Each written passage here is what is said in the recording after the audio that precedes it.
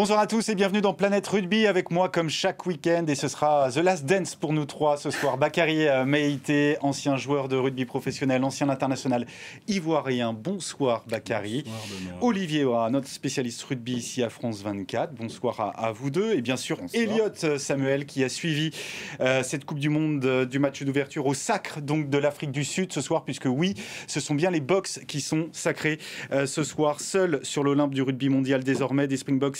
Quadruple champion du monde, première équipe à conserver sa couronne. Elliott, c'est vers vous que je me tourne. Tout d'abord, une Afrique du Sud qui logiquement s'est imposée face aux Blacks dans un Stade de France tout acquis pourtant à la cause des Néo-Zélandais.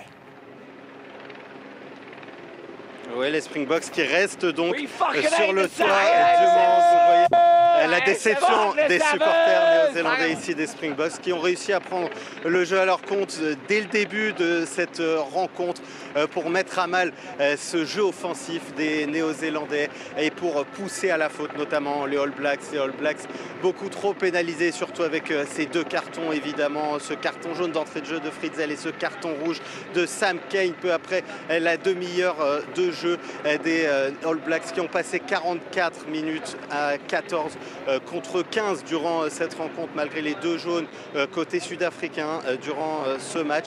Un match fermé, donc une finale assez fermée, mais les Springboks, ils ont su s'appuyer sur leur défense, comme ils l'ont souvent fait pour aller s'imposer. 12 points inscrits donc durant cette première période. Ils ont manqué l'essai du break juste au retour des vestiaires et après, ils ont su s'appuyer sur cette défense à l'image de Peter du Toit qui a été absolument exceptionnel, élu homme du match durant cette rencontre, qui ont su résister aux différents assauts néo-zélandais malgré leur réduction à 14, malgré l'essai de Beauden Barrett des Néo-Zélandais qui vont longtemps regretter cette transformation de Mo'unga, qui vont longtemps regretter cette pénalité ratée aussi par Jordie Barrett.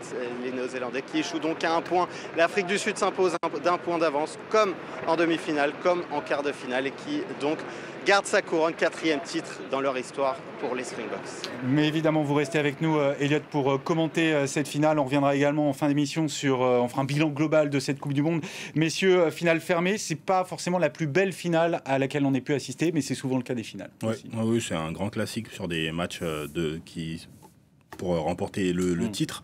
On s'est tendu, l'enjeu prend le pas sur tout le reste, mais on voit rarement beaucoup d'essais dans ces finales. Ce soir, on en a vu un, et l'équipe qui remporte n'a même pas eu besoin de marquer d'essai avec un... C'est le premier essai encaissé par l'Afrique du Sud dans une finale de Coupe du Monde. Effectivement, et ça ne les empêche pas pourtant de gagner avec un Pollard à 100%, qui avait décidé de prendre toutes les pénalités qui se présenteraient à lui dans la moitié de terrain néo-zélandaise.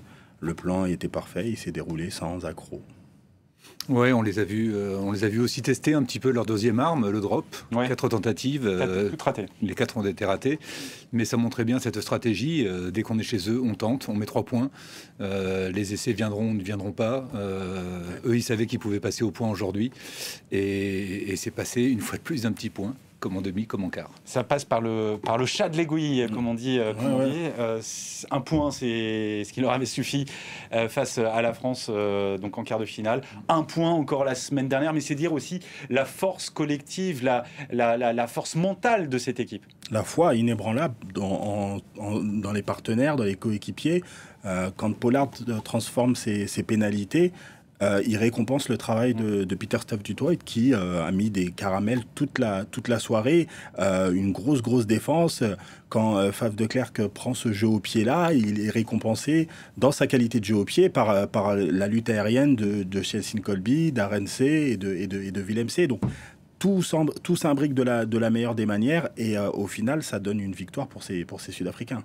Et puis surtout, on voit des athlètes infatigables parce que Peter du Toit, à la 5 minutes de la fin, c'est encore lui qui va rattraper un Black qui part sur l'aile. Ce joueur peut jouer 80 minutes, peut-être 120, je ne sais pas. S'il y avait des prolongations, on l'aurait encore vu partout. Ils ont vraiment un physique qui est impressionnant. Le scénario était un petit peu différent, même si les matchs étaient tout aussi serrés que les deux précédents. Le scénario était un peu différent avec l'entrée des remplaçants, mais ils ont encore contrôlé et ils ne se sont jamais jamais affolé. Est-ce que là, le banc, encore une fois, le banc sud-africain qui avait fait la différence, notamment face à la France, est-ce que là, ce soir, il a pu faire aussi la différence? Et oui, en plus, on voit des joueurs qui sont revenus dans ce groupe qui n'avaient joué ni les quarts ni les demi-finales. On pense à Niakhané, on pense à Viseux, Niakhané qui rentre, qui stabilise cette mêlée. Aujourd'hui, on n'a pas eu pénalité glanée par l'Afrique du Sud sur mêlée comme ça avait été le cas en quart et en demi contre la France et l'Angleterre. Néanmoins, les mêlées étaient stables. Encore une fois, un joueur qui n'avait pas joué depuis presque 3 semaines, un peu plus de 3 semaines, qui rentre en finale et qui fait son travail, qui fait le job et qui offre à sa manière ce titre à l'Afrique du Sud. Et on peut noter aussi ce choix de mettre 7 avant et un 3/4 sur le banc qui avait été très discuté avant le match. Ça a été très important en fin de match. Les Springboks ont réellement conservé la possession, ils ont conservé la domination et au niveau conquête, ils n'ont vraiment pas tremblé. Et ça permet aussi à un joueur, Jean Klein, qui il y a 4 ans jouait pour l'Irlande au Japon, d'être aujourd'hui champion du monde avec les Sud-Africains. C'est une histoire assez folle, mais il y avait cette fois un deuxième ligne et un troisième ligne en plus sur le banc. Coup de chapeau quand même à la Nouvelle-Zélande qui a été réduite à 14 contre 15 pendant quasiment tout le match. Il y a eu l'exclusion de Sam Cane. Est-ce que déjà c'est une exclusion qui est méritée? Oui, on l'a vu. Alors, on avait un petit doute sur le direct parce qu'on a vu. Ouais, sur le début de la compétition, je vous aurais dit rouge direct. Effectivement, avec ce bunker, on a vu qu'il y avait parfois des circonstances atténuantes. Cette circonstance atténuante dont a bénéficié Sia Kolisi, parce qu'il y a eu un contact tête contre tête, sauf qu'il était assistant plaqueur. Le joueur qui l'a percuté avec la tête était en train de se faire plaquer. Pour Sam Cane, les circonstances n'existaient pas. Il ne s'est pas baissé. Il envoie l'épaule dans le visage de Jesse Krill. Il peut lui fracturer la mâchoire, lui occasionner une commotion cérébrale. Le rouge était logique. Ça a forcément pesé sur la partie, ça, Olivier? Oui, bien sûr, surtout que c'était la deuxième expulsion, puisqu'on a une première expulsion temporaire de Shannon Fritzl assez tôt dans la partie, dès la 3e minute. Donc les Blacks ont toujours dû compenser, jouer en infériorité numérique. Et effectivement, ça provoque de la fatigue et ça change les schémas de jeu, puisqu'il y a pas mal de combinaisons et de choses qui étaient prévues qu'on ne peut plus jouer. On a vu des Blacks très, très contrariés en touche. Voilà, c'est une équipe qui a dû courir après le score aussi tout le temps. Elle n'a jamais mené. Et je pense vraiment que le projet des Blacks a été un peu mis par terre par ces expulsions. Voilà, la finale peut-être pas à la hauteur du jeu, mais il y avait aussi les conditions climatiques qui n'étaient pas faciles, n'est-ce pas, Elliot Samuel? Vous êtes au Stade de France, vous avez sorti le parapluie. Il faisait pas beau, il pleuvait. Et ce ballon, oui, qui a sans doute échappé ses erreurs techniques à cause de la météo ce soir. Oui, on a vu plusieurs fautes de main durant cette rencontre.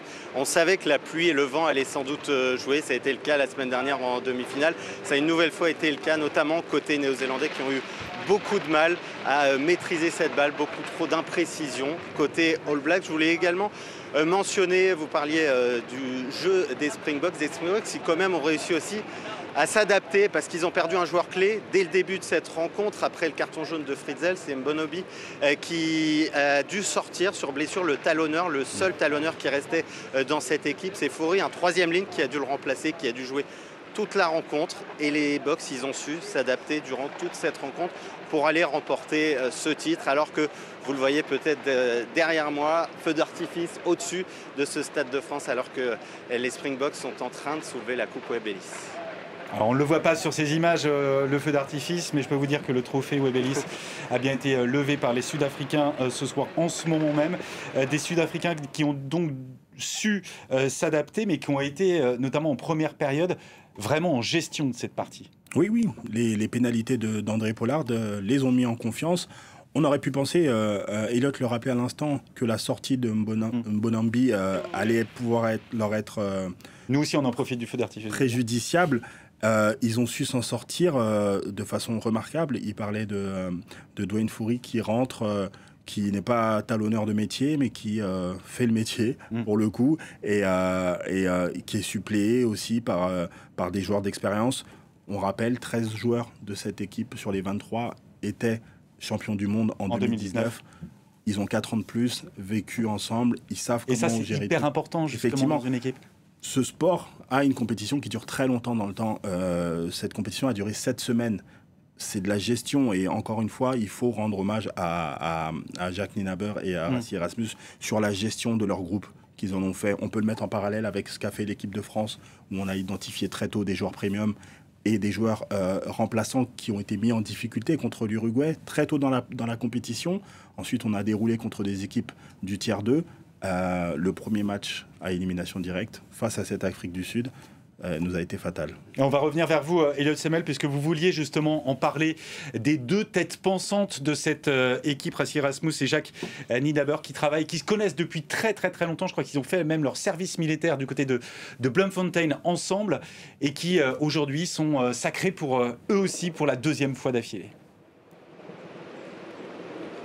Oui, il faut souligner leur choix extrêmement fort, non pas que sur cette finale, mais sur l'ensemble de ce mondial, avec, vous l'avez souligné, les 7 avants placés pour cette rencontre, 7 avants seulement, un arrière en finale de Coupe du Monde. C'est tout simplement du jamais vu, c'est une tactique qu'ils avaient commencé à penser juste avant le mondial face à ces All Blacks qu'ils avaient humiliés quelques semaines avant le mondial. Il faut souligner aussi les choix forts de changer tout simplement la charnière pour une finale de Coupe du Monde par rapport à la demi-finale et par rapport au quart de finale, et que les deux membres de cette charnière ne soient même pas sur le banc et qu'il y a des changements toujours parfaitement réalisés par ce staff sud-africain. On l'a vu à chaque rencontre, on a vu quasiment tout le banc sud-africain rentrer lors du quart et de la demi-finale dès la 50e, 55e minute de jeu. On a vu André Pollard rentrer en demi-finale dès la 30e minute de jeu. André Pollard qui a été décisif pour les qualifier en finale. Il y a vraiment des choix forts, des choix assumés qui ont été faits, et ça paye avec ce deuxième titre d'affilée pour ce staff sud-africain. Oui, juste pour compléter ce que disait Elliot, on sent une stratégie qui est très claire, et surtout on insiste, il faut se rappeler qu'ils avaient aussi fait ce choix de faire 7 avants et un 3/4 sur le banc contre l'Irlande. Ils perdent ce match de 5 points. Voilà, ils ne changent pas leur projet de jeu. Ça n'a pas marché cette fois-là pour différentes raisons. Failli au pied à l'époque, on s'en rappelle. Ils reviennent avec le même projet, d'autres joueurs sur le banc, comme disait Bakary. Et cette fois, ça marche. Et des caractères très différents pour les deux, pour que ce soit Nienaber et Erasmus. Il y en a un qui est plutôt exubérant, l'autre qui est taiseux. C'est en tout cas une histoire d'amour professionnel qui dure depuis près de 20 ans, mais qui va s'arrêter là. Oui, tout à fait, puisque leur destin, on sait que Jacques Nienaber doit aller en Irlande, entraîner au Leinster.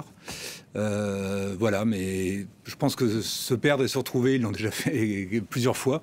Il faut se rappeler que Erasmus est revenu juste en 2018, avant la Coupe du Monde, à un moment où les Springboks allaient très très mal, et il était en Irlande à l'époque, il entraînait là-bas, il était capable de relancer les Springboks.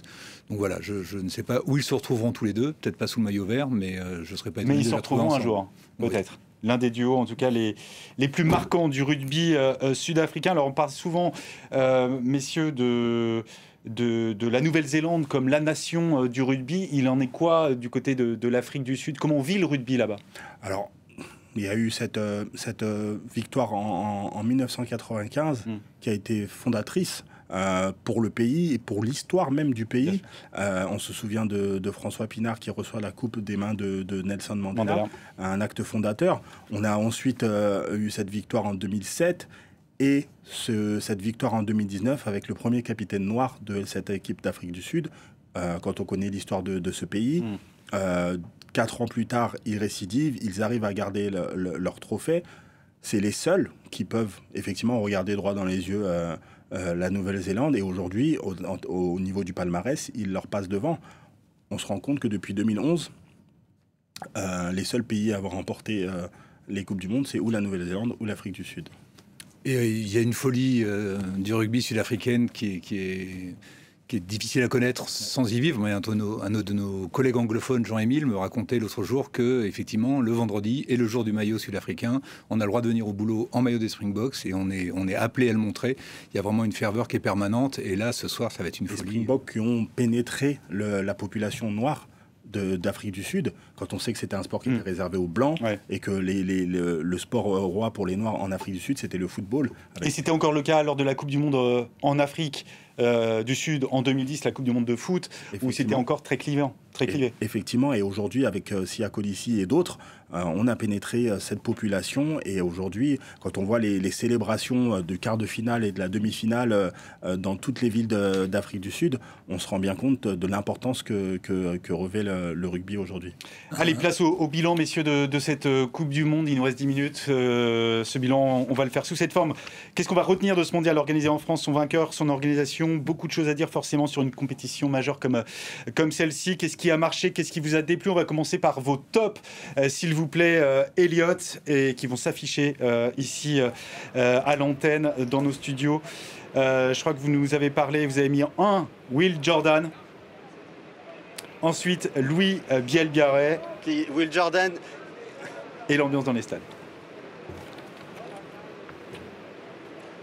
Absolument, Will Jordan qui était un top jusqu'à cette finale qui malheureusement a été complètement éteint durant cette rencontre et qui ne va pas pouvoir battre ce fameux record.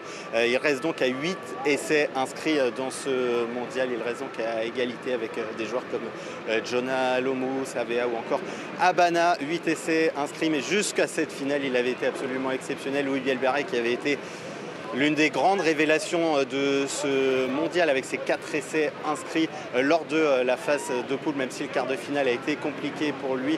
Louis Bielbiarré qui est même nominé pour les récompenses qui auront lieu ce dimanche pour les révélations de l'année. Puis l'ambiance, il faut la souligner, dans les stades, des stades pleins durant toute cette Coupe du Monde, partout en France, une ambiance absolument formidable à chaque fois, malgré parfois les conditions météo. Vous le voyez ici, à noter les supporters irlandais qui ont été absolument exceptionnels durant ce mondial, qui pensaient rester jusqu'au bout, qui ont dû revendre leur place après le quart de finale perdu, mais qui ont fait une magnifique ambiance durant ce mondial en France. Et oui, cette Coupe du Monde qui avait démarré, c'était encore l'été, on s'en souvient, il faisait très très chaud pour le France-Nouvelle-Zélande. On est entré dans l'automne, figurez-vous, Elliot, et vous avez sorti le parapluie. Vos tops, à vous Olivier, on va les afficher à l'antenne et vous allez nous les commenter et nous expliquer et argumenter pourquoi vous avez choisi ces 3 tops-là. L'organisation générale, le Portugal, tiens, et la Coupe Mulet qu'on voit à l'antenne. Voilà, on la voit déjà à l'antenne avec un beau représentant. Commençons par l'organisation. Un premier point a été fait par le président du comité d'organisation cette semaine. On est sur une Coupe du Monde où, en termes de billetterie, on parlait de 2,3 millions de billets vendus. Ce sont les objectifs attendus. Voilà, pas de gros couacs en termes de transport, pas de gros couacs en termes d'organisation. Effectivement, des ambiances dans les salles absolument magnifiques. On a le sentiment que cette Coupe du Monde s'est bien passée et vraiment les retours qu'on a pu avoir de tous les spectateurs, les spectateurs qui étaient au stade, ils étaient extrêmement positifs, notamment les étrangers. Ensuite, le Portugal. Le Portugal, 13e nation mondiale aujourd'hui. C'était difficile à prévoir avant cette Coupe du Monde. Ils ont battu les Fidji. Ils ont fait un match nul contre la Géorgie. Ça a vraiment été une des équipes qui a le plus emballé les suiveurs de ce sport parce qu'ils nous ont surpris. On les voit moins jouer, on les connaissait moins. Bakary a joué avec certains d'entre eux, certains de ses joueurs, donc il les connaissait plus.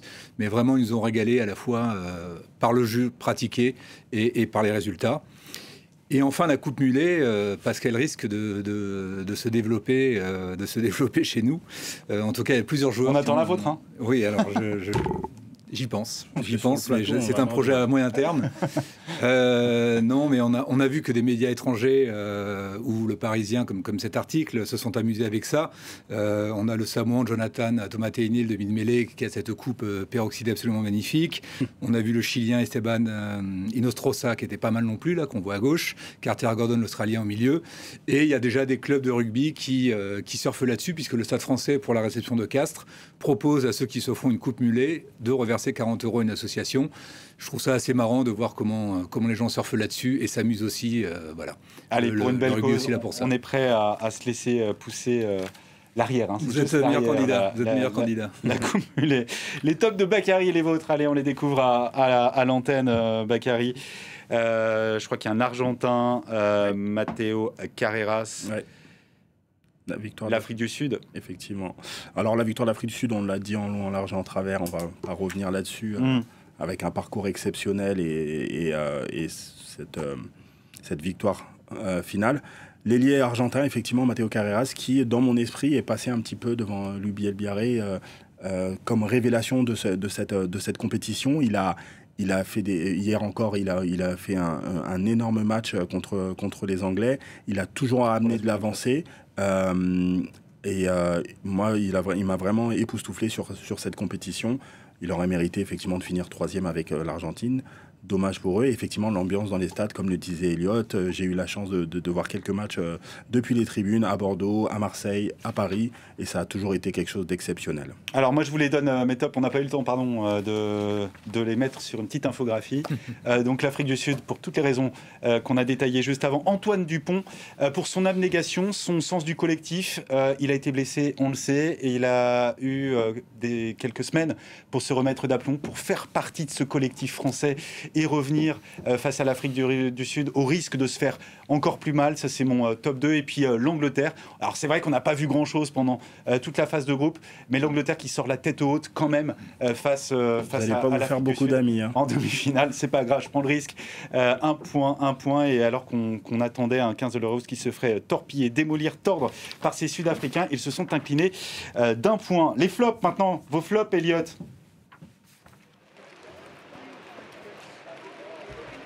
Oui, les flops avec notamment l'Australie qui a évidemment énormément déçu dans ce mondial. L'Australie qui, on le rappelle, va accueillir la Coupe du Monde dans 4 ans, sortie dès la phase de groupe, battue, on s'en souvient notamment par les Fidji et qui inquiète. On attend de savoir l'avenir notamment du sélectionneur australien Eddie Jones. Autre flop, c'est l'Italie qui a vraiment une nouvelle fois déçu. L'Italie qui n'y arrive pas. Plus de 150 points encaissés contre la Nouvelle-Zélande et contre la France sur les 2 gros matchs dans cette poule pour les Italiens. C'est vraiment pas possible quand on prétend à être une équipe première en tout cas de la zone Europe.